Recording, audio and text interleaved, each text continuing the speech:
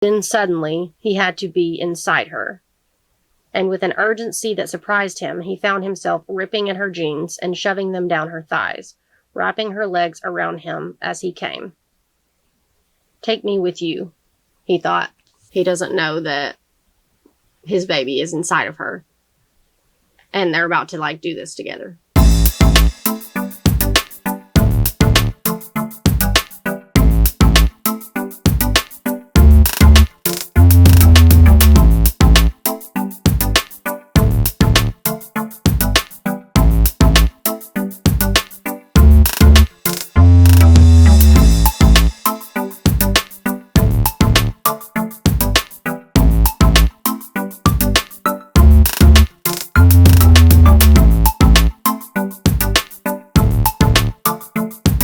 I got a new microphone set up. I'm going to pray that this works so that I don't have to cry when I load it onto my computer and go to edit it later. Happy Halloween! My lamp back there, it's possessed. I don't know what the hell is going on with it. So it's a touch lamp, but I'm not touching it. There's no one over there. And sometimes it just likes to turn itself off and back on. I've tried to turn it off because I didn't want it on for this video because I don't like backlighting. But it does that. The damn thing just has a mind of its own. Recording, oh my God, that's so annoying with it. I'm going to have to go unplug that shit because what the fuck is that? What is that about? What is that about? I've tried moving it. I've tried moving the objects around it because I thought maybe, the metal was sensing something else that it was thinking was because I think it goes by heat, right? I think that's how it's the heat from your body is what turns it on and off. I don't know exactly how that works. Leave it in the comments if you understand that. But anyways, I've tried moving the objects around it because I thought maybe they were triggering it to do this. I've tried moving it. I don't know. I can't figure it out. I have no idea. I'm going to go unplug this shit. Hold on. Just 1 second. Okay. This was as much as I could muster up for Halloween. Trust me, I would love to get all decked out, but the motivation to just do this video right now is an accomplishment for me, truly. So anyways, hello, and welcome back to another episode of our book club series. If you're new here and you don't know who I am, my name is Brooke. I have different types of content on my channel. What you are watching right now is a continuation of our book club series. We are reading The Pact by Jodi Picoult. We read chapters of the book together, and then we discuss the characters, the drama, and our theories and opinions about what we think might happen. So if you enjoy books and book discussions, then stick around because you will definitely enjoy this type of content. If you want to catch up to where we're at right now in the book and the discussion, there is a playlist on my channel called Book Club The Pact. I will link that playlist up here somewhere for you to find that if you would like to catch up to where we're at, or if you prefer to just watch the last few videos leading up to this one where we're at right now, you can do that as well. However you choose to catch up, we would love to have you join in with us. I always do a quick recap of the last few sentences that we read in the last video, just so that everybody's up to speed and we all know what's going on. Other than that, I believe today is reading number 25. It's been a while. And other than that, I'm going to go ahead and get started. I need to lower my camera. It's really high, but I'm not doing that right now. So I have to watch my last video real quick and figure out where we ended because I don't know. So I'm ill prepared for this video today, but I was proud of myself for even fucking doing it. So we're here now and I'm going to finish what I started, but I got to figure out, I don't want to read the same shit twice. Y'all don't want to hear the same thing twice. So I got to figure out where we were at. Un momento, por favor, while I figure this out. Your Honor, she said, the prosecution rests. And that's where we're going to end today's reading. I'm trying to figure out where to place this microphone. The trial has been going on. I don't know what day we're at in the trial. Maybe, I don't know, but it's been going on for a few days now. And they were just finishing for that day. So I'm just going to read this last paragraph and then we're going to move on. There was a stir in the courtroom as Melanie got off the stand. She walked slowly down the center aisle, escorted by a bailiff. As soon as the doors closed behind her, a volley of questions and comments broke out among the gallery, as pervasive and quick as the spread of a fever. Chris was smiling as Jordan took his seat again. That, he said, was awesome. Glad you liked it, Jordan said, smoothing his tie. What happens next? Chris asked. Jordan opened his mouth to tell Chris, but Barry did it for him. Your Honor, she said, the prosecution rests. Now, Jordan murmured to his client, we put on a show. We're moving on to the next section, and it's a flashback to, I'm guessing, when Emily was still alive, before all this shit happened. Okay? It says November 7th, 1997. Emily rubbed the towel down her body and wrapped it around her hair. When she yanked open the bathroom door, the cold air of the hall rushed in. She shuddered, careful not to look at the flat plane of her stomach in the mirror as she left. There was no one in the house, so she walked into her bedroom nude. She straightened her bed and tucked Chris's sweatshirt, the one that smelled like him, around her pillow. But she left her dirty clothes piled on the floor to give her parents something familiar to come home to. Oh my God. She sat down at her desk, the towel loose now around her shoulders. There was a stack of art school applications, Rhode Island School of Design, and the Sorbonne right at the top. A blank pad used for homework. Should she leave a note? She picked up a pencil and pressed the tip to the paper, digging hard enough to leave a mark. What did you say to people who had given you life when you were about to intentionally throw that gift away? With a sigh, Emily threw down the pencil. You didn't. You didn't say anything, because they'd read between the lines for what you left out and believe that it was all their fault. As if that reminded her, she dug in her nightstand for a small cloth-bound book and took it over to the closet. Inside, behind the stack of her shoeboxes, was a small hole, eaten away by squirrels years ago and used, when she and Chris were little, for the stash of secret treasures. As she reached inside, she found a folded piece of paper, a lemon juice message, invisible ink that had been revealed when held over a candle flame. She and Chris must have been about 10. What? That's fucking cool. I didn't know how to do that when I was a kid. Shit. All right. She and Chris must have been about 10. They'd passed notes in a tin can pulley system linked between their bedroom windows, before the fishing line had tangled in the branches of the trees. Emily ran her finger over the torn edges of the paper and smiled. I am coming to save you, Chris had written. If she remembered right, she'd been grounded at the time. So we're at a flashback right now to when Emily is still alive, and it seems like she's she's planning to go and commit schmide. Anyway, so it looks like she's just like finishing some things up, getting her room, I don't know, whatever, preparing to go and do this. So maybe she's hiding some things that she doesn't want people to find. I'm not sure. But that's where we're at. Finishing up some things before she's about to go and meet up with Chris, because they have this pact that they're going to off each other. They're together, like, they're not going to off each other, but they're going to off themselves together. Anyways, it's a schmide pact. Mm-hmm. So she's just looking at old, like, items that her and Chris created together or whatever. I am coming to save you. She finds a little note, handwritten from Chris. If she remembered right, she'd been grounded at the time. Okay, because they live, I guess, across the street from each other. It's either across the street from each other or, like, they're neighbors. But either way, they live, like, right next to each other. So they had, like, this cute little system when they were a kid. This, like, little pulley system, I guess, between their windows. It says tin can pulley system linked between their bedroom windows. Before the fishing line had tangled in the branches of the trees, Emily ran her finger over the torn edges of the paper and smiled. I am coming to save you. Chris had written. She'd been grounded at the time. So she's just having, like, this cute little moment in remembrance.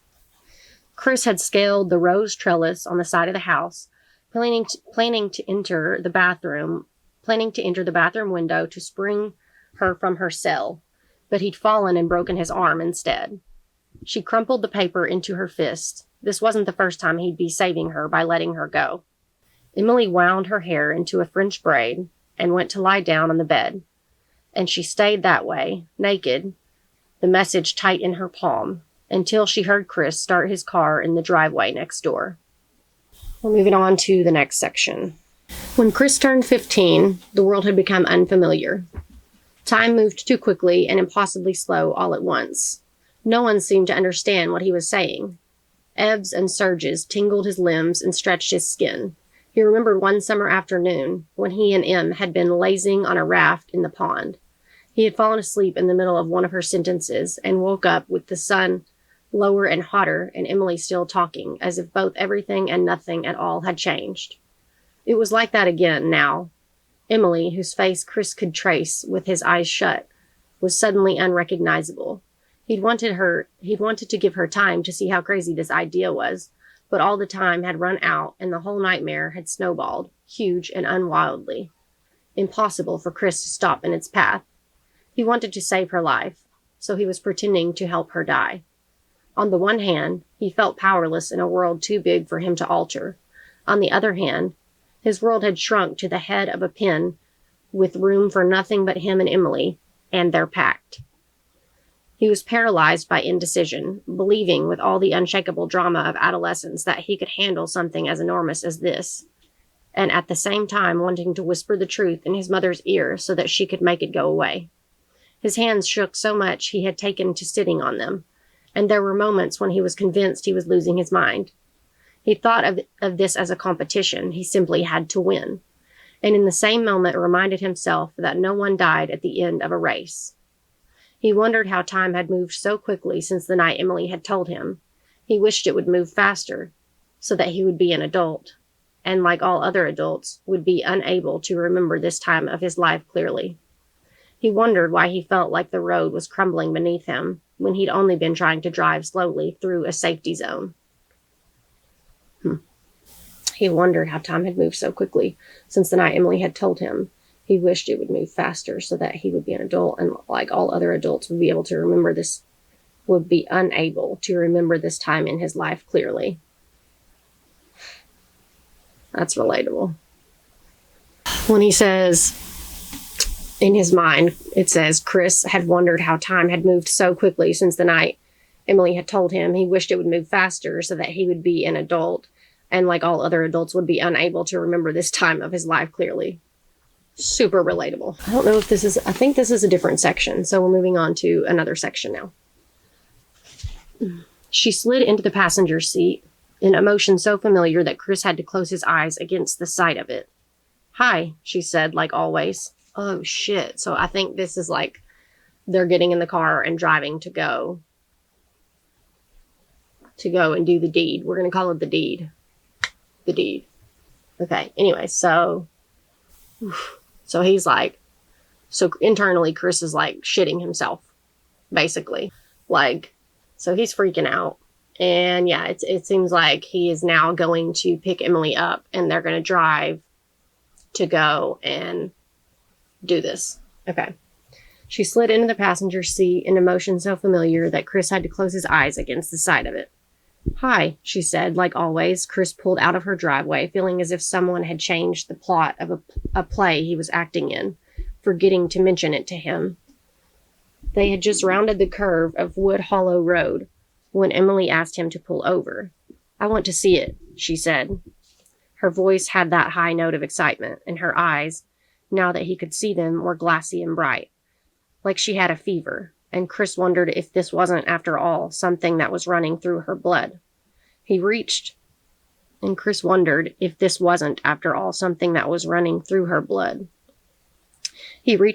coat and withdrew the gun. Wrapped in chamois.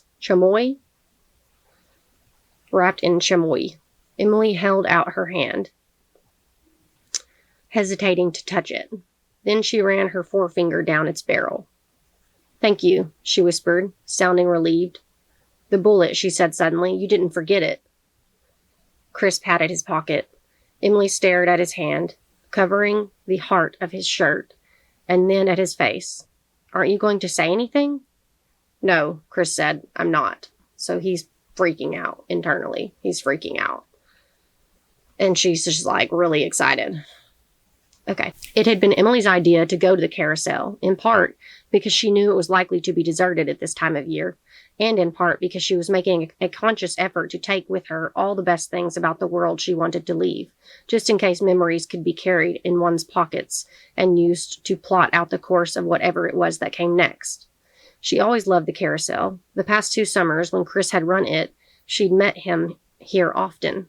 The past 2 summers when Chris had run it, she'd met him here often. So in case y'all forgot, Chris works at this carousel, or he works the carousel in the summertime.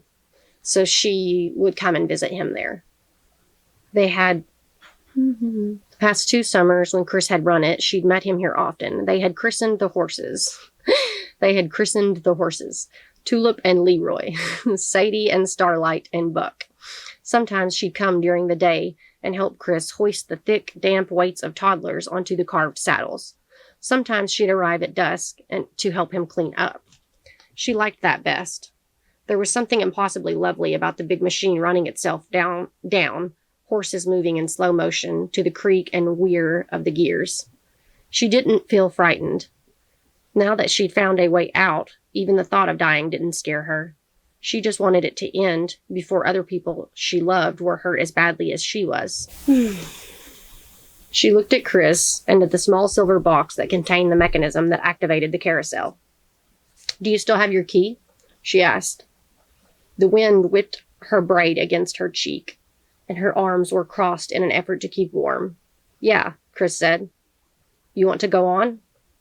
Please. She climbed onto the carousel, passing her hand against the noses of the sturdy horses. She picked the one she'd named Delilah, a white horse with a silver mane and paste rubies and emeralds set into her bridle.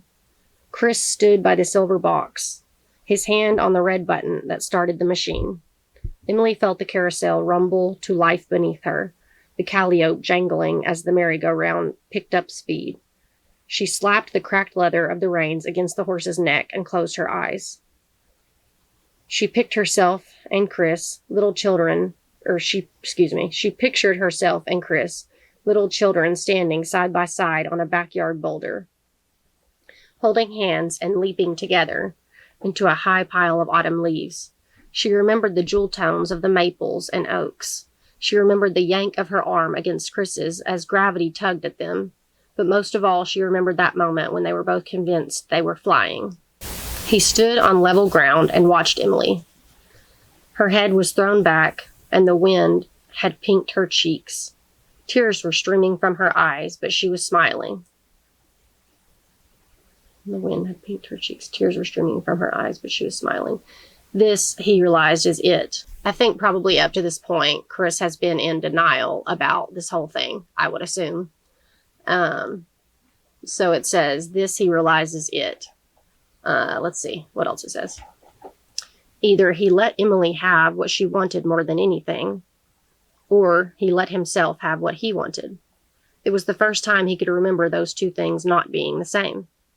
How could he stand by and watch her die? Then again, how could he stop her if she was hurting so badly? Emily had trusted him, but he wasn't going to betray. Emily had trusted him, but he was going to betray her. And then the next time she tried to herself, because there would be a next time, he knew, he wouldn't find out until after the fact, like everyone else. So let's pause here for a second. So Chris and Emily go to this carousel where Chris works in the summertime, and that's where they're gonna do the deed, right? Anyways, and so Emily's like on the carousel, riding the carousel, like for the last time. She's just enjoying herself, you know, having this moment of, what's the word, nostalgia. And Chris is just watching her, and he's thinking, I guess he's just like, trying to figure out what the fuck he's gonna do in his head. And he's like having like this panic attack. He's like, I'm sure he's like having all this inner turmoil going on, right? If he calls the cops right now and betrays her trust and like has her, you know, taken in instead of letting her do this, he's afraid that the next time that it happens, and he knows there will be a next time, he says, he's afraid that the next time that she does it or tries to do it, like she won't tell him, and she'll do it, like, and he won't be able to do anything about it.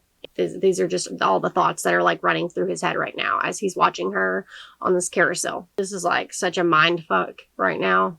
This is such a mind fuck. Okay, let's keep reading. He felt the hairs stand up on the back of his neck. Was he really considering what he thought he was? He tried to clear his head the way he did before a meet, so that the only thing in his mind was the straightest, fastest path from here to there. But this time, it would not be that easy. There was no right way. There was no guarantee that both of them would make it to the other side. Shivering, he focused on the long, white line of her throat, the beat at its hollow. He kept his eyes on her pulse as she disappeared out of his range of vision on the far side of the carousel, holding his breath until he saw her coming back to him. They sat on the carousel bench where mothers rode with the teeniest babies, the wood bubbly and thick beneath their hands from consecutive coats of paint. The bottle of Canadian Club rested between Chris's feet. He felt Emily shaking beside him and preferred to think that she might be cold. Leaning over, he buttoned her jacket all the way. You don't want to get sick, he said, and then, considering his words, felt queasy. I love you, he whispered, and that was the moment he knew what he was going to do. Oh shit, what's he gonna do? Okay, I love you, he whispered, and that was the moment he knew what he was going to do. When you loved someone, you put their needs before your own, no matter how inconceivable those needs were, no matter how fucked up, no matter how much it made you feel like you were ripping yourself into pieces. He did not realize he'd begun to cry, partly in shock and partly in acceptance, until he tasted himself, slick and salty, on Emily's lips. It was not supposed to be this way. Oh, God. But how could he be a hero when saving Em would only make her hurt more? Out of comfort, Emily's hands began to stroke his back, and he wondered, who was here for whom? Then suddenly, he had to be inside her. And with an urgency that surprised him, he found himself ripping at her jeans and shoving them down her thighs, wrapping her legs around him as he came. Take me with you, he thought. Okay, and now next section.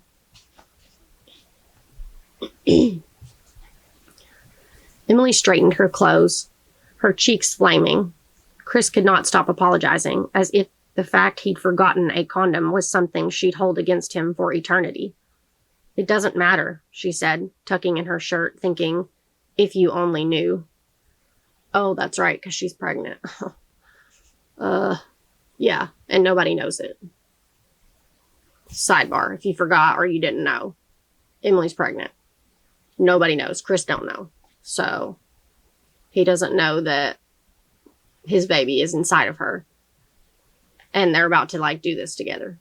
It doesn't matter, she said, tucking in her shirt, thinking, if you only knew. He sat a few feet away from her, his hands clasped in his lap. His jeans were still unbuttoned, and the smell of sex carried on the wind. He felt unnaturally calm.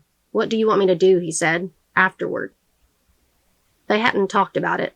In fact, until this moment, Emily was not entirely sure that Chris was going to do something completely stupid, like throw the bullets into the shrubbery when he went to load the chamber, or knock the gun out of her hand at the last minute. I don't know, she said, and she didn't. She'd never gotten this far in her thoughts. There was the planning and the organization, and even the act itself. But the truth of being dead was not something she'd pictured.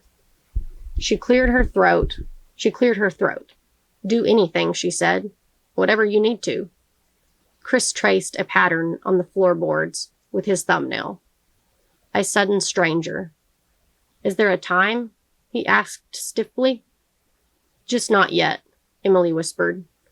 And at the reprieve, Chris buttoned his jeans and pulled her onto his lap.